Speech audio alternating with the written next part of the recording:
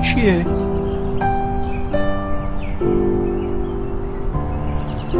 گنجشک.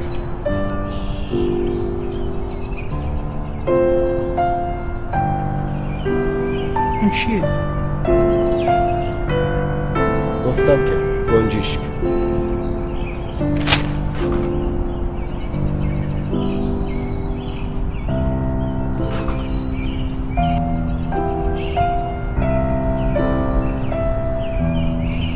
اون چیه؟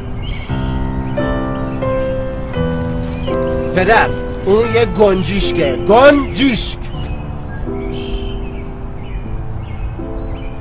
اون چیه؟ چند بار بهت بگم یه گنجشکه، چرا نمیفهمی؟ کجا میری؟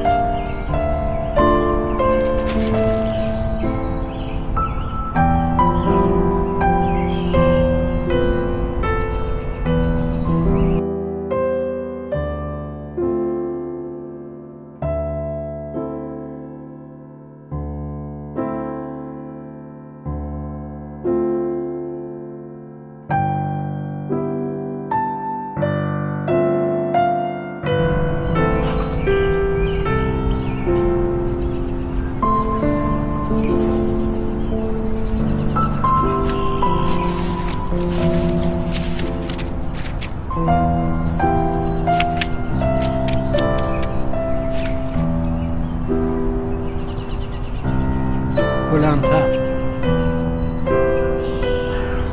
امروز پسر کوچک من که چند روز پیش 3 سالش شد همراه من در پارک نشسته بود که یک گنجشک جلوی ما نشست. پسرم 21 بار از من پرسید که اون چیه و من 21 بار به او جواب دادم که اون گنجشکه. هر بار که اون این سوال تکراری رو میپرسید من در آغوش میگرفتمش و به او پاسخ میدادم بدون اینکه عصبانی بشم. احساس میکنم که خیلی دوستش دارم.